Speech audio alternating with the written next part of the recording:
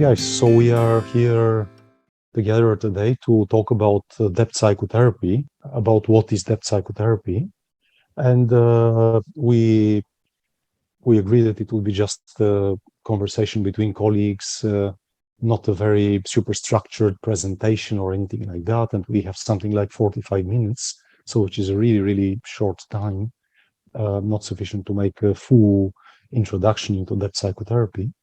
And I would like just to start with saying a couple of words what actually distinguishes depth psychotherapy from the other direction in psychotherapy. And there are many directions, schools of thought in psychotherapy. But basically, you could divide them into two in a very simplified way. And I'm sure many colleagues would disagree with such a simplified division. But you could divide them basically into the schools of thought in psychology and psychotherapy in rather behaviorally oriented and depth psychotherapy oriented philosophies or directions or approaches. Where the behaviorally oriented, for example, the CBT, the cognitive behavioral therapy, belongs to those, or is the main one, where you try to change primarily you focus on changing the behavior of the person in different ways, through different interventions. You're focused on the symptom, rather, to change the symptom, to make the symptom disappear. This is the rather behaviorally oriented directions. And then you have the depth psychotherapeutically oriented directions in psychotherapy, which are basically the Jungian psychotherapy, the Carl Gustav Jung, the Freudian psychodynamic school of thought, and the Lacanian, which I guess belongs to the psychodynamic school of thought, obviously. So where with the depth psychotherapeutically oriented schools of thought, you basically don't aim at the symptom. You don't try to, in the first place, just eliminate the symptom or change the behavior of the person or suppress certain behaviors, but you really focus on working with the issues underneath the surface. Underneath when I say the surface, I mean the symptoms. You actually focus on what the problem that causes those symptoms is, and not necessarily you'd also not in the first place focus on that problem just because you want the symptoms to disappear. You want to help the person, the client, to actually get in touch with themselves, with the depth of their own personality, to understand themselves better, and not just intellectually, to understand, to really get in touch with themselves, with their emotions, feelings, trauma, with their inner world. Mm-hmm. And the disappearing of the symptoms or the change of the behavior comes as a side effect of this connection with the depth, with your own personality, with the authentic personality, which very often is actually suppressed. The authentic personality through the family, through culture, through the expectations. Sometimes we grow up and develop very much according to what is expected from us from very early childhood, and deviate from the authentic self that we have, from the authentic personality, even very often from our authentic talents. This is one of the main things that causes symptoms. Actually, the psyche, the depth of the psyche starts, hopefully, maybe not always, but very often talking to us through the symptoms, saying, hey, there is something that has gone wrong. And this very often shows us a very unpleasant, torturing symptoms that if we just start to eliminate them, this could be, or as a therapist, just one-sidedly help the patient to eliminate those symptoms. this could be a very bad favor that we do to a person, because those symptoms has meaning. So before eliminating them or trying to eliminate them, we need to understand the meaning of those symptoms. So this is what actually distinguishes the depth psychotherapy. One of the many things that distinguishes depth psychotherapy from the other directions in therapy, or let's say from the behaviorally oriented directions. I don't know whether I'm talking a lot, so whether you guys would like to say something to. Yeah. Oh, I'm just thinking now, Kamen, about a client. I'm thinking about her because this client has eating disorder, and she was in very treatments in all her life. He went to clinics and treatments that are basically fighting with her symptoms about eating well. Now I'm working with her, and it's impressive. Something came to my mind when you talk about this, is her saying to me, Carlos, I have all my life fighting with these symptoms, but I actually didn't know myself. Now I'm working on me. I'm not working about I have to eat well, I have to eat in this time and at this hour. Now I'm working on me. I'm knowing myself, and it's impressive the progression and the wellness that she has now. She always tell me that all she wants is to be free. But to be free is to know her. No, for she cannot be free because in these symptoms that are very significant, it's about eating. You know, this is something that is very significant in her life. Always focusing on that. She doesn't have the time to really know herself and know all the history that is behind this problem. I was just thinking about her when you say this, because it's so important to really go further the symptoms, you know. Absolutely, yeah. Yeah, so I would say that something that distinguishes this approach from the other is this idea to get to know ourselves deeper and better, establish a deeper connection and understand the meaning of things that happen to us, right? As you said, that symptoms have meaning somehow. So by understanding them, how can we get to know ourselves better?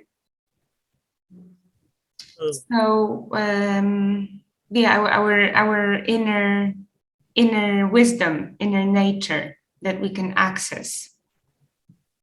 Mm-hmm. Exactly. Yeah. Mm-hmm. Yes. I was thinking that when we talk about depth psychotherapy and this dynamics approach, there is one word that is very important here, is the phenomena of the unconscious. You know, that is very complex, very controversial topic. But I think the people that work with this approach, we believe there is something else. There is something more vast, and there is something more greater than the simple consciousness of awareness that is very now in you know, we are talking a lot about mindfulness in this day, the importance of the awareness, and this is very important, the awareness and the conscious processes, of course, but we cannot deny there is something else there, that is the unconscious, that is in us and is living in us. So I have this idea of the ocean, you know, is the unconscious for me is like the ocean, and the consciousness and the awareness is like an island in this ocean, you know. The depth psychotherapy approach is to dive in this ocean, to get like a light and explore and dive in so many aspects of ourselves that we don't know about, but they are there like the ocean, and they are having life. There are fishes, there are plants there that is having life within us. So the possibility to dive in and search for these aspects is very important, to know ourselves and to really, how do I say it? To really have a amplification of our life, of our relationships. Many times we relate with others, and we are not aware of how these relationships are affected by our own unconscious. Mm-hmm. The decisions we made, the elections we made as individuals are very related to that as well. Mm-hmm. This is my vision, of course. It's like a reflection. Mm-hmm. Yeah, I like very much, Carlos, what you said about the richness of the unconscious. I absolutely agree with that, and Sylvia, also what you said about the wisdom of the unconscious.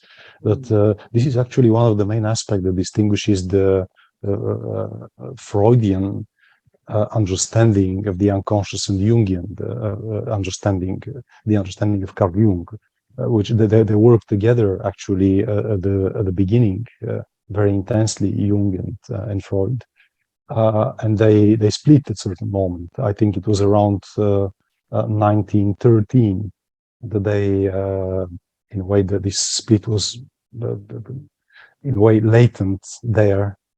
In a latent form, and then it just exploded in a way, because their understanding of the various aspects of in various ways how they were understanding the human being and the unconscious were so different actually. So Freud understood the unconscious as this tabula rasa, or the like a blank surface that the unconscious builds, in a way, after the birth of a person. That the unconscious is this place, like a sort of almost like a place where we throw away all the unacceptable memories, experiences, unbearable or unacceptable the trauma, all negative experiences that the conscious mind doesn't want to see or to deal with, and this is the Freudian understanding. It tries to just to suppress them into a place called unconscious, and according to Freud, again in a very simplified way, the unconscious constantly grows because this material that we don't want to, that we don't need, we consider we don't need, or that is unbearable, unacceptable, grows with life. We have more and more such experiences. We just throw them away and repress them, and it grows and becomes bigger and bigger. And the understanding of Freud was that we then in the psychotherapy we need to work to look at that place and to dig these things out, to work with them, also with the trauma. But at the beginning, there wouldn't be something like that, like unconscious. It just starts building, which the understanding of Jung is quite different from that. And he says that we are actually born with the unconscious. We come to this world with a lot of considerable unconscious. Actually, he says the opposite. That exactly the opposite. That there is only unconscious at the beginning, and the consciousness slowly, like bit by bit, as a grain starts appearing, or as an island emerges in this enormous ocean, as you kind of said, and start, or small islands, maybe various islands of consciousness start appearing, and then they consolidate and unite, in a bigger and bigger consciousness. And I think this is very evident, of course, with if you think with the instincts that we are born with. What are they, if not unconscious, all the instinctual world? As Jung says, this is the other side of the coin of the archetypes, which is a very, very central part of his theory.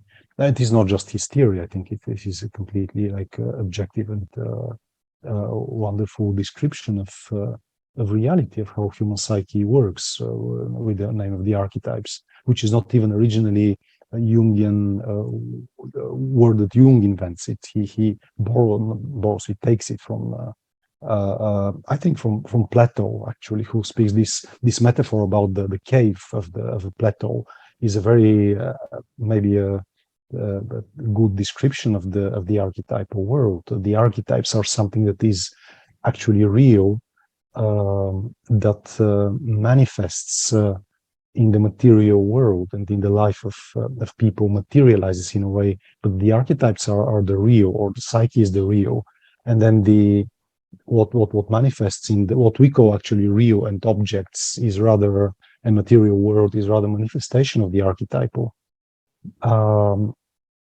This is the main difference between one of the main differences between Jung and Freud, which both are depth psychological schools of thought. That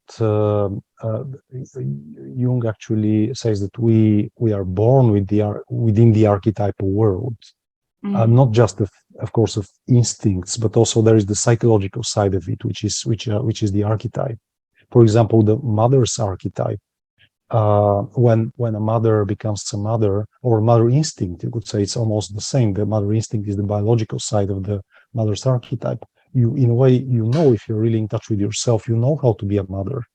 No one even has to teach you. Even if you look at the animals as well, how they know. I had recently pigeons on my balcony here, and I was amazed how they actually know, like thinking, I've never thought of that. How do they know that they have to to sit on the eggs to hatch them, to keep them warm for such and such period of time, to create their nesting in a specific way? Then how well they know when they should start pushing the small birds out of the nest. All this is somehow, of course, obviously programmed as an instinct, but it's also a knowledge. They're super wise, those birds, like just simple pigeons, as we would say, but they're so wise, and how they have to feed the small ones. That's amazing. So and these are pigeons. Like, what about the other more sophisticated beings, and like human beings, or more sophisticated animals? So that's there's so many obvious proofs that we are born in this archetypal world of the unconscious, which contains a lot of wisdom and potential. And that then actually the unconscious is born, the consciousness is born from that. We slowly, in this archetypal world of primordial images, as Jung says, these islands of consciousness starts appearing, and we start realizing elements of the world. And at the beginning, we are projecting this archetypal world on the surrounding, on our parents. They appear like gods to us. Yeah, I'm noticing again that I'm talking a lot, so I maybe. No, it's a very. I just want to say one other thing about the wisdom. Actually, this is another. So sorry, just 30 more seconds. This is the other aspect that actually Freud doesn't seem the consciousness, the unconscious, as potentially a threatening, dark place, which of course it also is.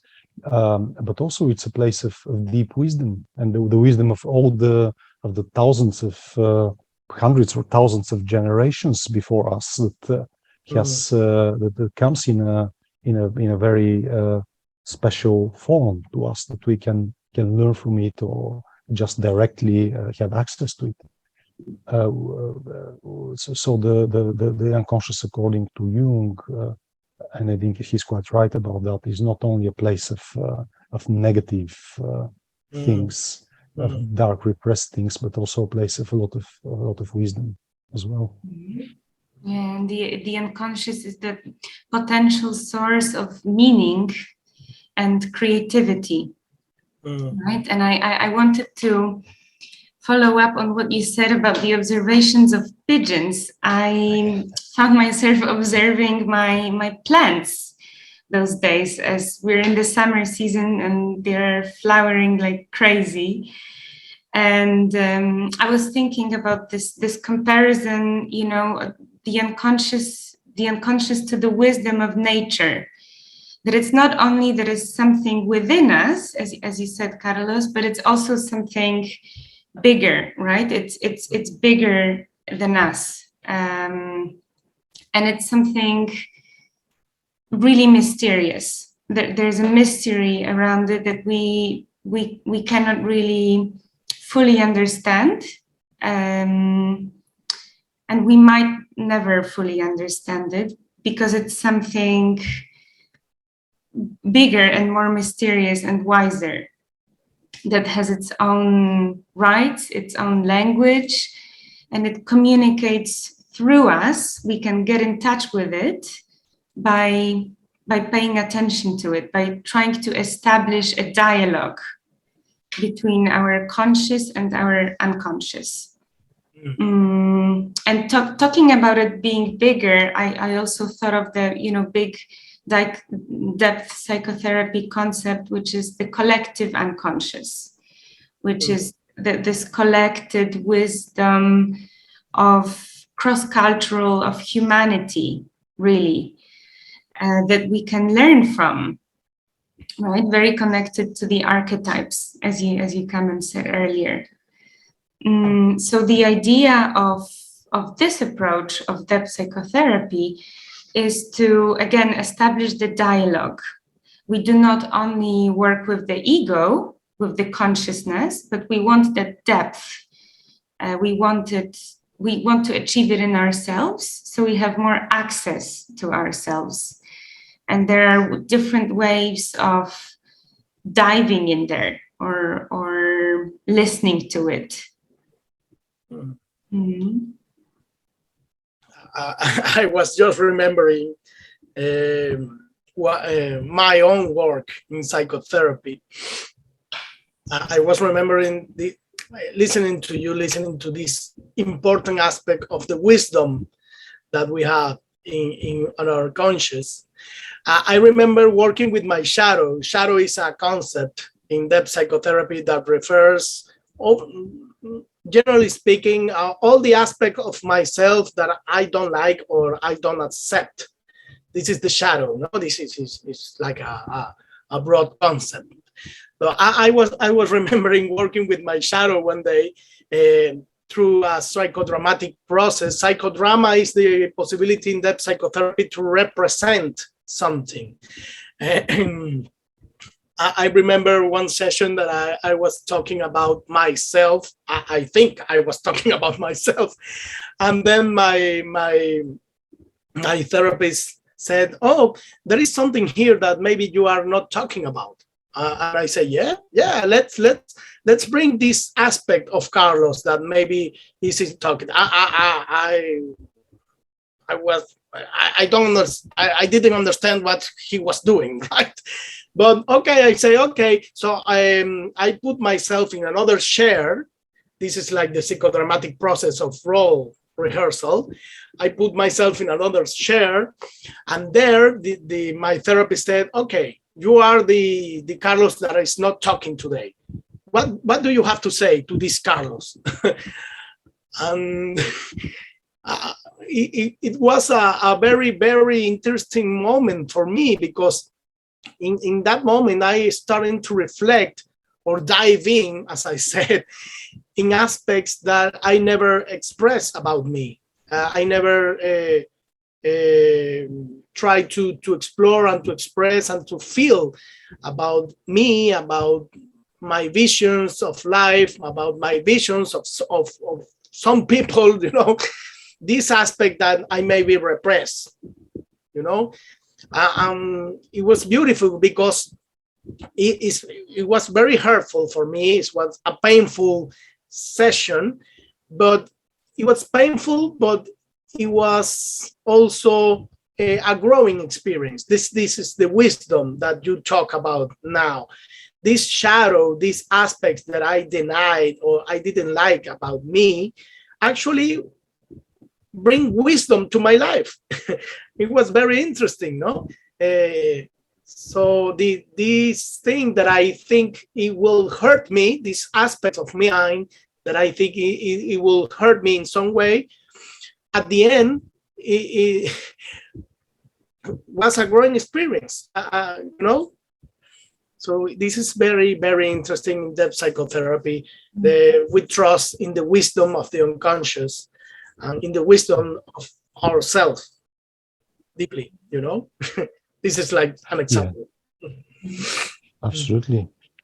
Although I find it very important also to mention that Carl Jung warns very clearly about the destructive power of the unconscious, yes. Which also when you talk about the positive and the negative in the unconscious, actually Jung sees the negative in the unconscious not so much the negative power and the destructive power of the unconscious, not so much only because of the repressed trauma or the repressed personal experiences, which is very important, of course, and a lot of destruction and negativity comes from there as well, as a potential of the unconscious. But also Jung actually talks very specifically and warns about the destructive archetypal power of the unconscious, of the negative side of the archetypes, of the archetypal, the shadow, as you Carlos very good said, that this is a term that Jung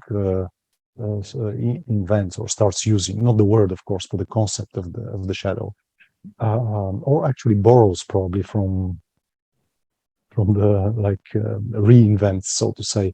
But for example, all of the these big dark events in human history, for example, the big wars that start for not necessarily, sometimes not for a rational reason. The wars and the big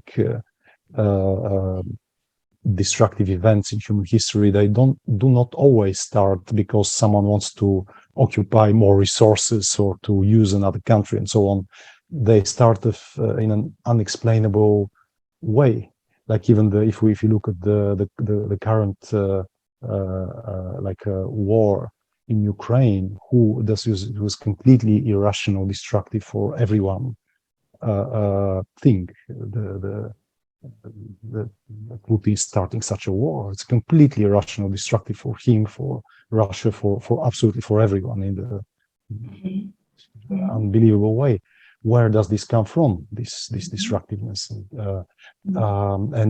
Jung talked a lot about the Second World War, how it started, this destructiveness, and it's again unexplainable. Why would Germany do such? Of course, there are many seemingly logical explanation, but there is nothing actually logical, really, and rational in that. If you think on a bigger scale, how it developed, and so he sees this rise in the unconscious as really a possession from an unconscious, powerful archetype that does not possess just one single person. Let's say Hitler in that example, with the Second World War, with the Third Reich, not just Hitler, but the whole big part of humanity, like almost whole Germany. Of course, there were many people who were against that time, not 100%, but the masses, the bigger percentage of the people are infected with this super powerful unconscious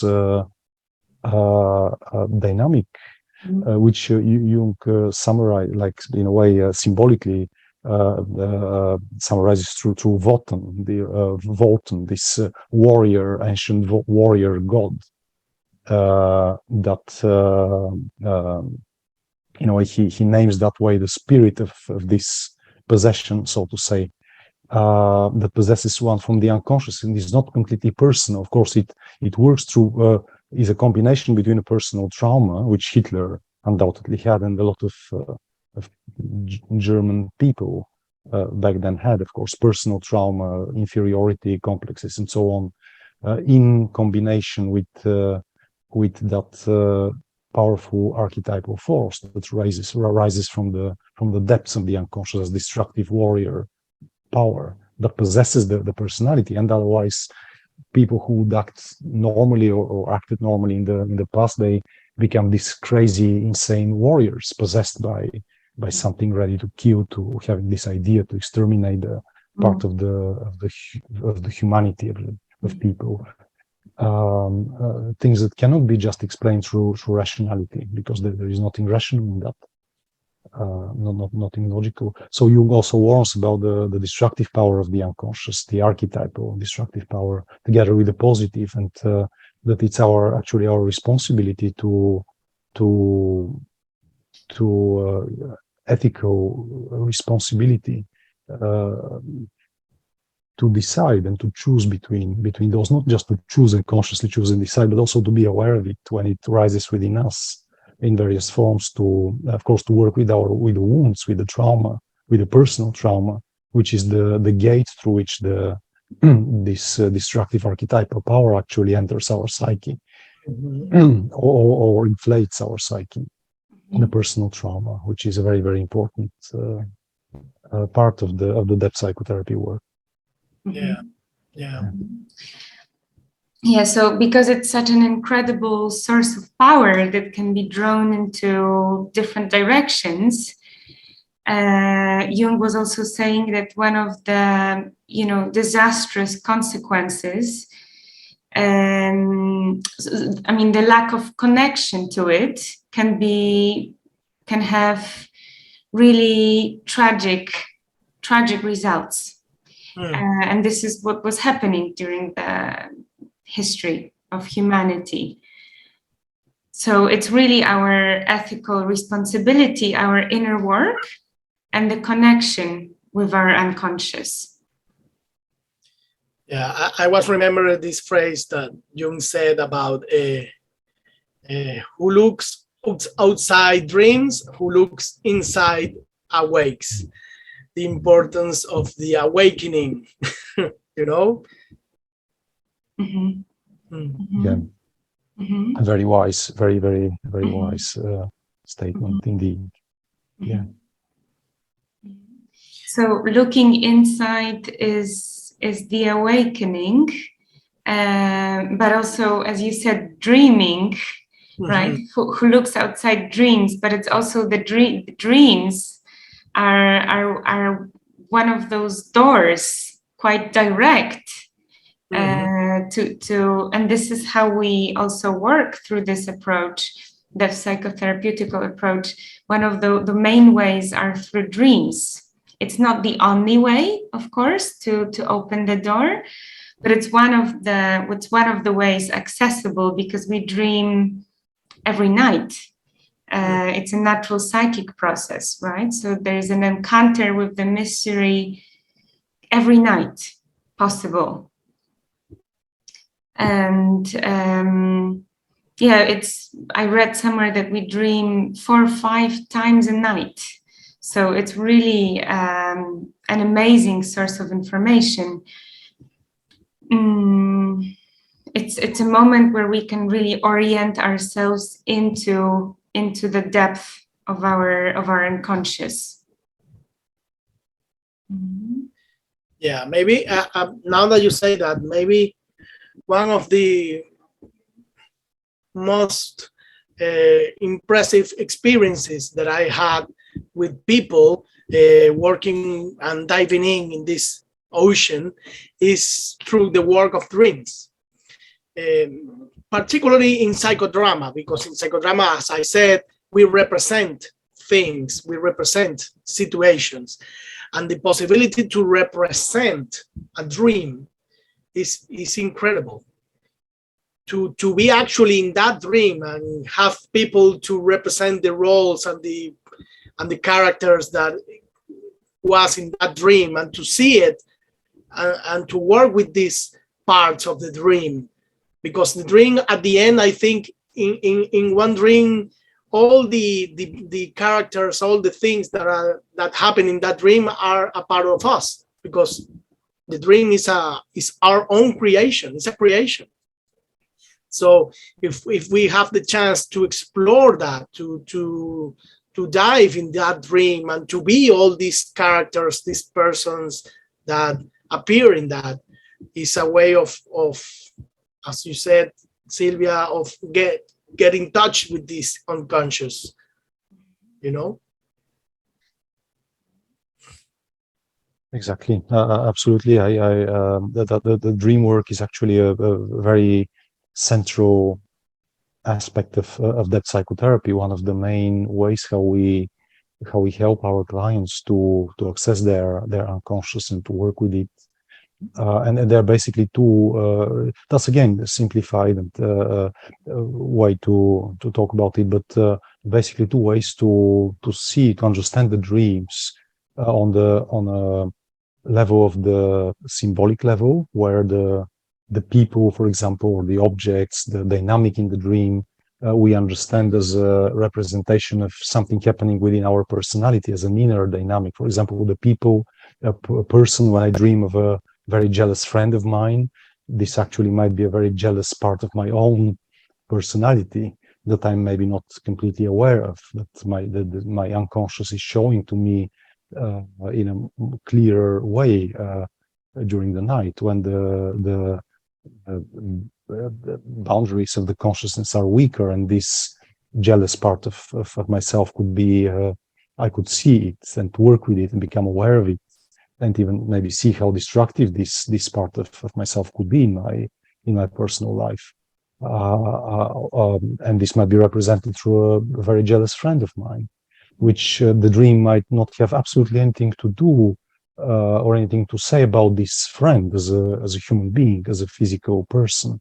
The dream is just using the metaphor of that friend to show to me about something about my own jealousy, just using that person as a metaphor. So trying to understand the dream about it's saying something to me about that friend might be a waste of time, potentially.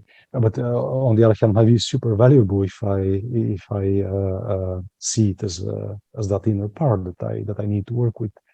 The same way might be with anything, even with objects, with the whole dynamic of the dream might be understood on that level, on subjective level or symbolic level. And then there is the other way to understand the dreams as them referring to the people, to the human being. For example, I have a dream where my mother appears and I talk about something with her, or there is an argument and so on. This dream might be about my relationship with my mother as a person, as a human being. But might not be. Might be about the mother within myself. If my mother is, for example, trying to influence me in a certain way, talking against my girlfriend, let's say, which is of course not happening, but let's say in the dream, or a dream of a person that we work with.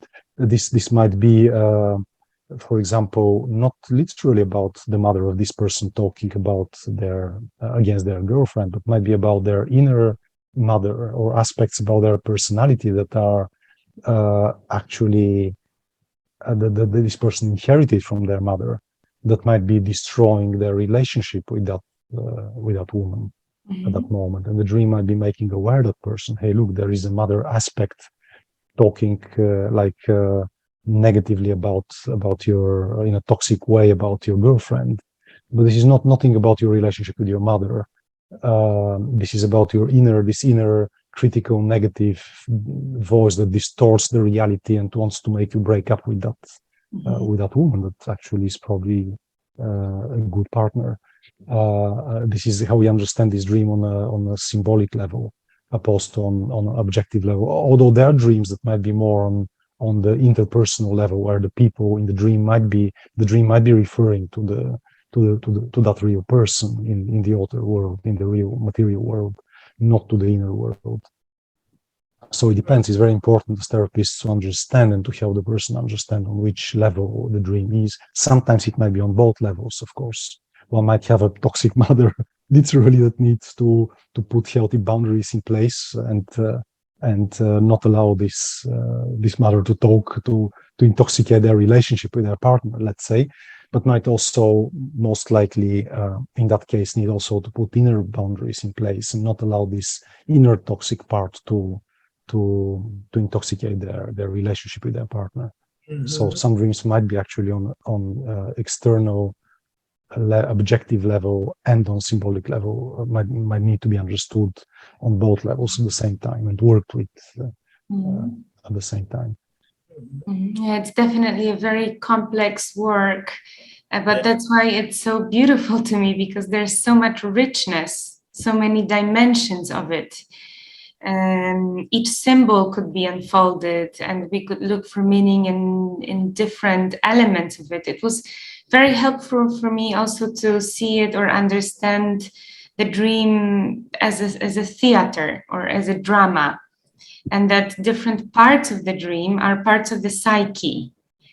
Some of them we identify with more, some of them less, some are more primary, some are more secondary, as we say. And it's the unconscious, spreading light on a certain part that maybe it's worth for us to explore or get to know about. Some things that we need to be integrated, or were rejected. Jung was saying that dreams usually show our back, right? Things that we cannot see, really. So it gives us, we cannot see it by ourselves alone. So it gives us certain hints or ideas like, hey, look at this. In a very coded way sometimes. Yes, exactly. That you need to understand this language, the language of symbols, actually, because the unconscious doesn't speak the human language of words, but the language of symbols, of metaphors. It takes things from many people, like many clients would say, "Oh, I dreamt that because this happened during the day." These are just part symbols from the day before, so that's why I dreamt. But this is not the case. Of course, it's never or rarely the case. Like, of course, there might be symbols from the day and things from the previous day or the previous days, but this is just because the unconscious takes these pieces of symbol to show you something which is not just a nonsense combination of experiences from the previous day or days. Just the unconscious, in a very wise way, takes those pieces in order to show you something different. That they use this as a pieces of like a potential way to communicate something meaningful to you, and that's very important, Sylwia, as you said, to understand this language, to be able to understand what it's telling you. And there is also very important to mention that there is no universal meaning of the symbols. They might mean something very specific related to the experience of that person. You could have almost the same dream in two different people, and this almost the same scenario might mean for those two different people two completely different things. For example, a baby being born, you cannot say what the baby universally means. So there is some orientation, of course, that we could have an idea what it might mean, different things it might mean. But in the dream of one person, dreaming of a baby might mean one thing, and in another person it might mean completely different thing. Exactly. So it might, in one person, it might mean an infantile part, or a small child, let's say, or baby, an infantile part that the dream is showing to that person. Hey, look, you have this infantile part that is messing up with your life and creating so much problems. And to the other in life, in the dream of another person, the baby might mean the future in potential, the future potential is this baby that this person needs to care for, to nurture, to be aware, to really notice and see something really precious. So you cannot just open a dictionary and analyze the dream. You need to really understand where this person is in their life, what is happening really in that moment of their life, in order to be able to analyze the dream. and to help the person to understand the dream and to get in touch with it. Yeah, it's important what you're saying, because many clients sometimes tell me that they were, Googling the meaning of certain figures that appeared in their dreams, or symbol dictionary, for example, things like that exist. Which might be helpful as an orientation, giving you idea, just a brainstorming idea what it might mean. But of course, it would be very wrong to just take it and say, okay, this is right. Yeah, I heard sometimes that, and I say to my clients, you have to Google in. You have to search in your own Google page. Right. It really is a different language, but I think it's important to say that we can learn to understand it. Yeah. And the more we work with our dreams, the more of that connection that we try to establish, the better it gets. The understanding is easier. Mm-hmm. And my experience of it, that like the more I work with dreams, the more I dream, and that easier it is to relate to it. And I think also many people don't know what to do when they don't remember their dreams. This is the question I very often hear. What do I do? I don't dream, or I don't remember my dreams. Have you heard it from your clients? Yeah. So many times. Mm. Do you have an idea? Would you like to say about that, Sylwia?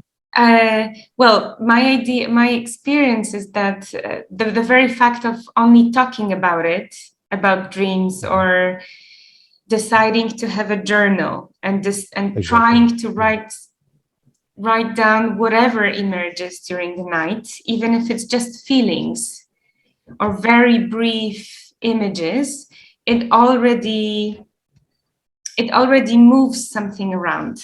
It already changes something, and Absolutely. It increases the probability or the possibility of remembering a little bit more, or focusing on it, having this intention on focusing on it, raises the chance. Yeah, I use this metaphor with my clients that I say to them, you have to think that dreams are a gift. A gift from you to you, this gift you have to, like every gift, they come with this envolture. You have to open it, unfold it, but it's a gift. So that's what I say to my clients all the time. Yeah. Oh, I think it's such a nice conversation that we're having, and I'm aware like that how little we actually covered from what depth psychotherapy is, which was just fragments of what psychotherapy is. Maybe not in a very ordered and structured way, even, and so little. There are so many things that come to my mind that I would like to say and to share about it. But we are at the end of the time, more or less, that we said that we would meet for about 45 minutes today. And I noticed that we actually didn't introduce ourselves at the beginning. Maybe we could still do this at the end. Now, maybe if each of us says just a couple of words about who we are and just what each one does. Well, I'm Carlos Larrañaga. I'm a psychotherapist, a psychologist, and psychodramatist, and I work here in Barcelona and also online. My name is Sylwia. I'm also a psychotherapist and a psychologist. I also work here in my practice in Barcelona. Okay, and my name is Kamen Petrov, and I live and work in Barcelona, and I'm Jungian psychotherapist, and psychologist as well, and psychodramatist. So working here in private practice in Barcelona. Well, hope to and also see you all in the next episode. Oh, hope to see you all in the next episode. Yes, yeah. And what we didn't mention actually is we all come from different places. None of us is Spanish, although we all live in Barcelona. But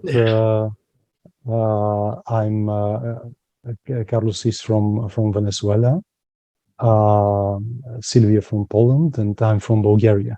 And we all met in Barcelona. Yeah. The synchronicity of the unconscious. Yeah. Yes. Yeah. Which is another very important concept, very important word that we probably might like talk about it in another meeting. Yeah, something made our paths crossed. Yeah. Yeah. Okay, well, guys. It was very nice meeting you today. Very nice talking to you. About it. Yes. Thank you, guys. So Thank see you next time. See you next Take care. Bye-bye. Bye.